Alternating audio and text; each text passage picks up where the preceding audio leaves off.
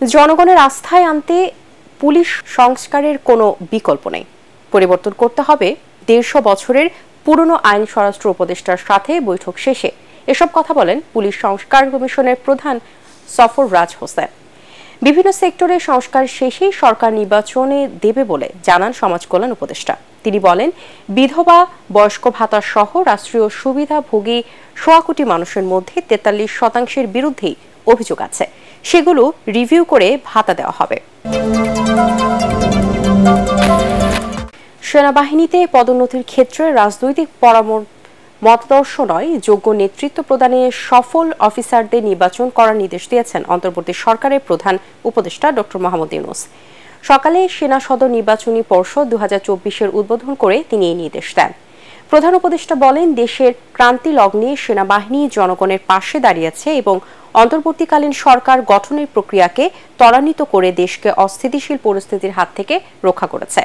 পদোন্নতির ক্ষেত্রে অফিসারদের পেশাগত দক্ষতা, নেতৃত্বের গুণাবলী, শৃঙ্খলাবান, সততা, বিশ্বস্ততা ও আনুগত্যের উপর জোর দিতে নির্বাচনী পর্ষদের সদস্যদের নির্দেশ দেন প্রধান উপদেষ্টা।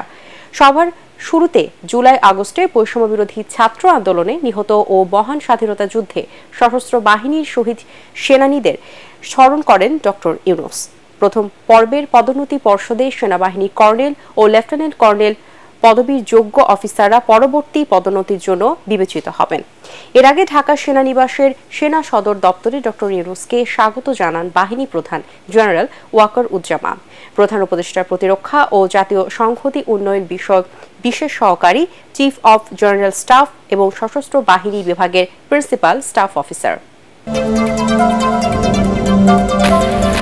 দেশের দক্ষিণ পূর্বাঞ্চলে এবারের বন্যায় 14,421 কোটি টাকার ক্ষয়ক্ষতি হওয়ার তথ্য বের হয়ে এসেছে সেন্টার ফর পলিসি ডায়ালগ সিপিটির গবেষণায়। ধানমন্ডিতে সংস্থাটির কার্যালয়ে সংবাদ সম্মেলনে এ তথ্য জানান নির্বাহী পরিচালক ডক্টর ফাহমিদা খাতুন। সিপিটির গবেষণা পরিচালক ডক্টর খন্দকার গোলাম মোয়াজ্জেম বলেন, বন্যায় 56 জনের মৃত্যু হয়েছে। বন্যার পর যে স্বল্প মেয়াদী সহায়তা দেওয়া হয়েছে তা যথেষ্ট নয় বলে মনে করেন তিনি। এলো ভিশন মুশকিল আসান অফার। যে কোনো ব্র্যান্ডের পুরনো ফ্রিজ নিয়ে চলে আসুন ভিশন শোরুমে আর নিয়ে যান নতুন ভিশন ফ্রিজ 20% পর্যন্ত ছাড়। এদিকে প্রবল বৃষ্টি ও পাহাড়ি ঢলে জামালপুর ও শেরপুরে ডুবে গেছে নতুন নতুন এলাকা। জলমগ্ন হয়ে পড়েছে 5 উপজেলার শতাধিক গ্রাম ও ফসলের মাঠ। নালিতাবাড়ী উপজেলায় বন্যার পানিতে ডুবে মৃতের সংখ্যা বেড়ে দাঁড়িয়েছে 5 জনে। এখনো নিখোঁজ একজন। দ্রুত প্রয়োজনীয় সংস্কার শেষে জাতীয় নির্বাচনের সময়সূচি ঘোষণা করতে অন্তর্বর্তী সরকারের প্রতি দাবি জানিয়েছেন বিএনপির সিনিয়র যুগ্ম মহাসচিব রুহুল কবির রিজভী। মৌলভীবাজার সীমান্তে বিএসএফ এর গুলিতে নিহত স্বর্ণা দাসের পরিবারকে সান্ত্বনা জানানো শেষে সাংবাদিকদের তিনি একথা বলেন। তার অভিযোগ, শেখ হাসিনা সরকারের পতনের পর পার্শ্ববর্তী দেশ সীমান্তে নিরীহ বাংলাদেশি হত্যায় মেতে উঠেছে। রিজভী বলেন, গণ আন্দোলনের মুখে পালিয়ে যাওয়া শেখ হাসিনা ক্ষমতায় থাকার সময় নির্যাতন নিপীড়ন চালালেও বেগম খালেদা জিয়া কখনো দেশ ও জনগণকে ছেড়ে যায়নি। ছাত্রলীগকে আগামী 7 দিনের মধ্যে সন্ত্রাসী সংগঠন ঘোষণা করে নিষিদ্ধ করা সহ অন্তর্বর্তী সরকারের কাছে 7 দফা দাবি জানিয়েছেন আমার দেশ পত্রিকার ভারপ্রাপ্ত সম্পাদক মাহমুদুর রহমান। জাতীয় প্রেস ক্লাবে আমার দেশ পত্রিকার এক মতবিনিময় সভায় তিনি এসব দাবি তুলে ধরেন। এ সময় 2009 সাল থেকে ভারতের সাথে হওয়া সকল চুক্তি জনগণের সামনে উন্মুক্ত করার দাবিও জানিয়েছেন তিনি।